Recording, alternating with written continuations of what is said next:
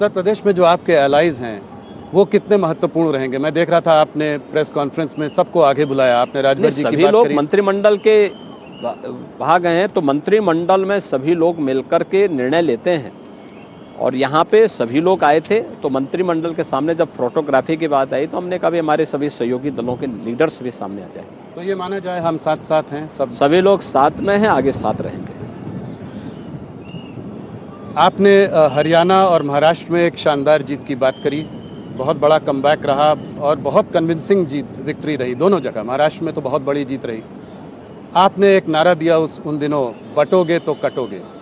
तो मैं ये जानना चाह रहा था आपसे कि ये नारा आपके कहाँ से आया, कैसे सोचा, और इसका अर्थ थोड़ा समझाएं हमको।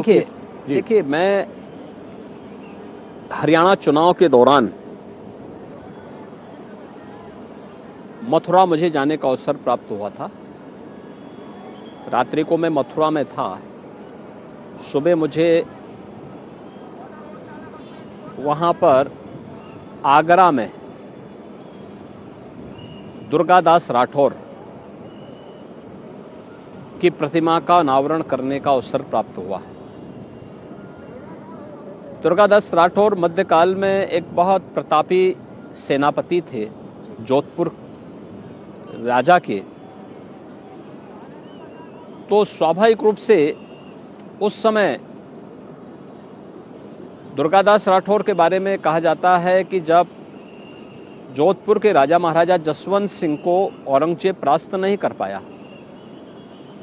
उन्होंने उनके साथ समझौता किया और समझौते में इस बारे में कहा कि भाई आप अफगानों पे हमला करिए, मैं पीछे से आपकी सहायता करूंगा। राजा जसवंत सिंह जी जब अफगानों पर हमला करने के लिए निकले तो इसी में धोखे से औरंगजेब ने पीछे से हमला किया और राजा जसवंत सिंह उस युद्ध में शहीद हुए।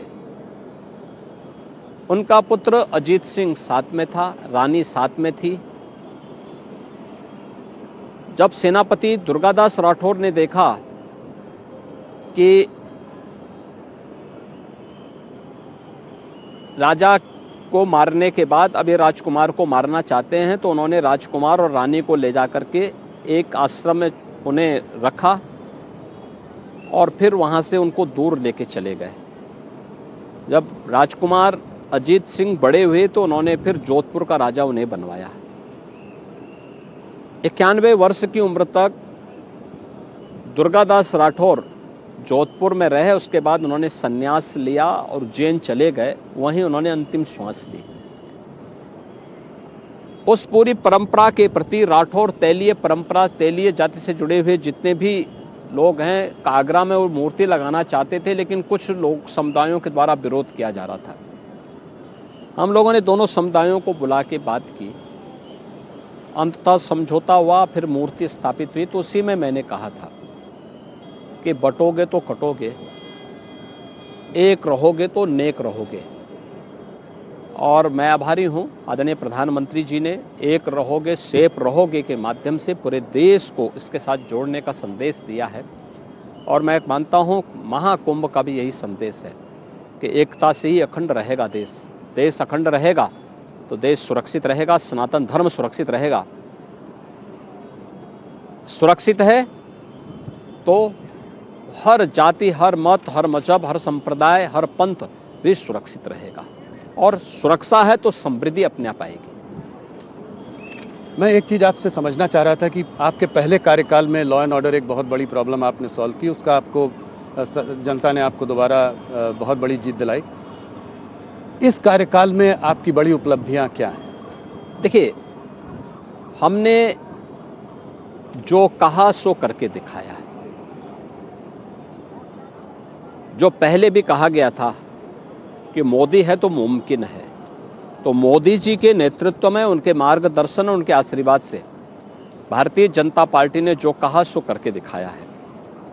और मुझे लगता है कि जब व्यक्ति का आचार और विचार में साम्यता होती है तो जनता जनार्दन का आशीर्वाद उसके साथ में होता है।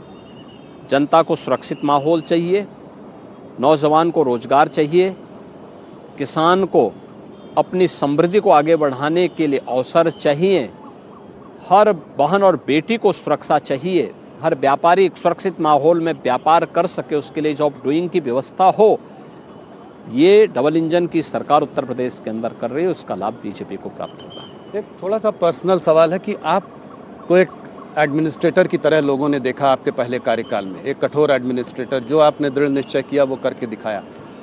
आप एक एडमिनिस्ट्रेटर की तरह कैसे इवॉल्व किए हैं पहले कार्यकाल से दूसरे कार्यकाल में? देखिए, मैं एडमिनिस्ट्रेटर नहीं हूं, मैं तो एक सामान्य नागरिक हूं, एक सामान्य साधु हूं। हमारे साधु परंपरा की, संतों और योगियों की परंपरा की जो दिनचर्या होती है उसका पालन करता हूं। हाँ, कठोरता से उसका पालन स्वयं के ऊपर करता हूं। तो जब मेरे ऊपर लागू होता है तो स्वाभाविक रूप से उसका लाभ उत्तर प्रदेश को प्राप्त होता है। अगर मैं स्वयं उसका लागू न करूं तो स्वाभाविक रूप से उत्तर प्रदेश इन सब से वंचित होगा, लेकिन मैं उसको कठोरता से अपने ऊपर लागू करता हूं तो उसका लाभ यूपी को प्राप्त होता है। योगी जी, आपने अभी हरियाणा और महाराष्ट्र में शानदार जीत की बात करी, अभी चुनाव है दिल्ली का, आप मैदान में उतरे हैं, आपने आते ही हिंदुत्व की बात करी, समाज को जोड़ने की फिर एक कोशिश की है। इस बार क्या लगता है, बीजेपी की सरकार 26 साल के बाद प्रयागराज में है ना जी? आप प्रयागराज में हैं? बिल्कुल। प्रयागराज में माँ गंगा, माँ यमुना और माँ सरस्वती का संगम की त्रिवेणी है जी। यहाँ की यमुना जी में और दिल्ली की यमुना जी में अंतर देखिए। यहाँ की यमुना जी में आप आचमन भी ले सकते हैं, स्नान भी कर सकते हैं। क्या दिल्ली में ये संभव है? और मैं यही कहना चाहता हूं कि दिल्ली में आम आदमी पार्टी ने देश को धोखा दिया है, दिल्ली वासियों को धोखा दिया है, राजधानी वासियों के साथ धोखा किया है।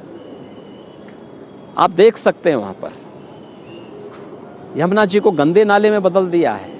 उसका दुष्परिणाम दिल्ली वासी तो भुगत ही रहे हैं, हमारे मथुरा, वृंदावन, आगरा वासी भी भुगत रहे हैं। ये तो बाद में जब हम लोग आगे आते हैं, चंबल, केन, बेतवा और अन्य नदियों का पावन जल यमुना जी में मिलता है तो इतनी दिव्य नदी आती है, और फिर इसमें ट्रीटमेंट के प्लांट हम लोगों ने जगह जगह जो लगाए हैं, उसके परिणाम सामने हैं कि इतनी अविरल और निर्मल यहाँ पे गंगा जी और यमुना जी दिखाई देती है। अन्यथा इन लोगों ने जिस प्रकार की स्थिति पैदा की है, ये केवल नदी नहीं, ये तो भारतीय संस्कृति के साथ इन्होंने इसी प्रकार का धोखा किया है। यही धोखा इनका भारतीय संस्कृति के प्रति भी है। केजरीवाल जी ने पलट के कहा है कि जो है वो अपने एजुकेशन मिनिस्टर को यहाँ भेजना चाहते हैं ताकि वो योगी सरकार को कुछ टिप्स दे सके कि एजुकेशन में कैसे चेंजेस। उनका एजुकेशन मिनिस्टर यूपी में आए तो यूपी से कुछ सीख करके जाएगा। यूपी के अंदर देखना है, याद रखना, उनको याद रखना होगा, यूपी का एजुकेशन का बजट उतना है जितना पूरे दिल्ली का बजट है। उनका 78,000 करोड़ का बजट है और यूपी का 1 लाख करोड़ रुपए से अधिक का बजट केवल एजुकेशन का है। पूरे दिल्ली का टोटल बजट 78 से 80,000 करोड़ का है और यूपी का 1 लाख से 1,20,000 करोड़ का अकेले एजुकेशन का बजट है। तो यहाँ आकर के वे हमें क्या सिखाएंगे, वे यहाँ से सीख के जरूर चले जाएंगे।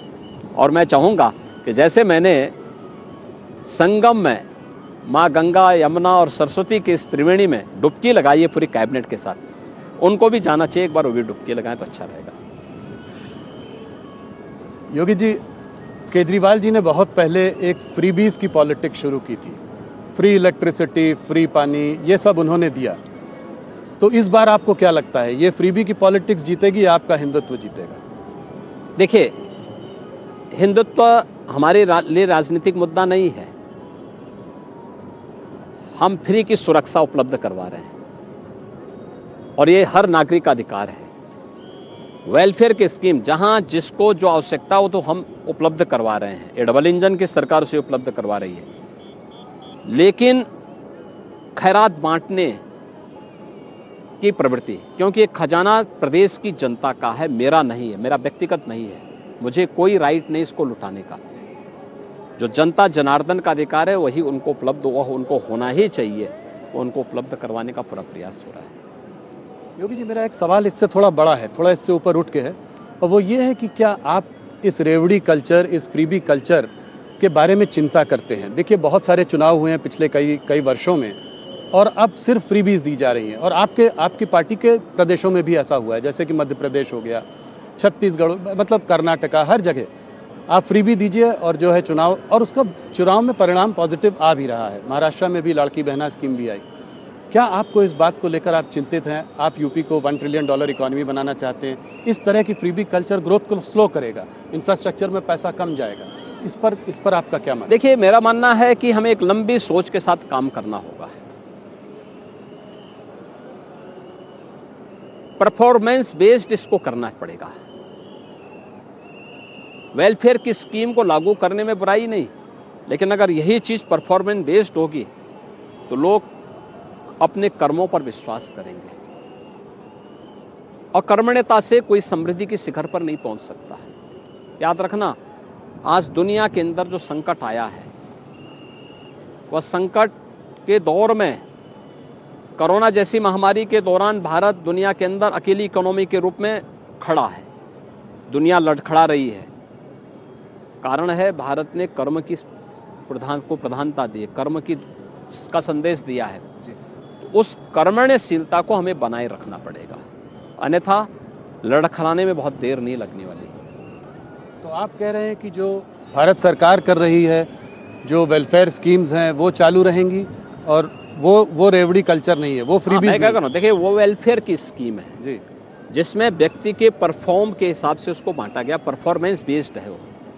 और मुझे लगता है वो होगा तो सबका हित होगा, पब्लिक का भी हित होगा, देश का भी हित होगा। संभल पर एक सवाल मैं थोड़ा अलग तरीके से पूछना चाह रहा हूं। इधर मोहन भागवत जी ने कहा कि हर मस्जिद के नीचे हमें मंदिर नहीं खोजना चाहिए।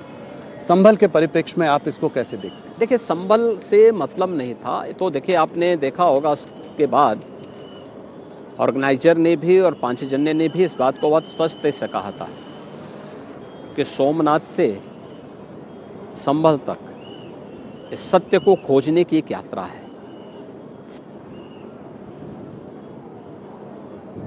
सरदेव सरसंघ चालक जी ने जो बात कही है, वह उन लोगों के लिए एक संदेश है जो लोग सस्ती लोकप्रियता हासिल करने के लिए अनावश्यक रूप से हर एक मुद्दे को जबरन उठाने का प्रयास कर रहे हैं। हमें उन मुद्दों को देखना होगा जिसमें सच्चाई हो, और जो सद्भाव के माहौल में जिसको वार्ता के माध्यम से आगे बढ़ाया जा सकता हो। अनावश्यक रूप से हर एक मामले में विवाद की स्थिति खड़ा करना आज के समय में उचित नहीं, लेकिन हां, जो सत्य है उस सत्य से पीछे हटने की भी आवश्यकता नहीं। तो संभल में, मथुरा में आपका काम चालू रहेगा, मंदिर वहां? मैं क्या कह रहा हूं ना, संभल में सच सामने आना चाहिए जी, मथुरा और काशी का सच भी सबके सामने आना चाहिए।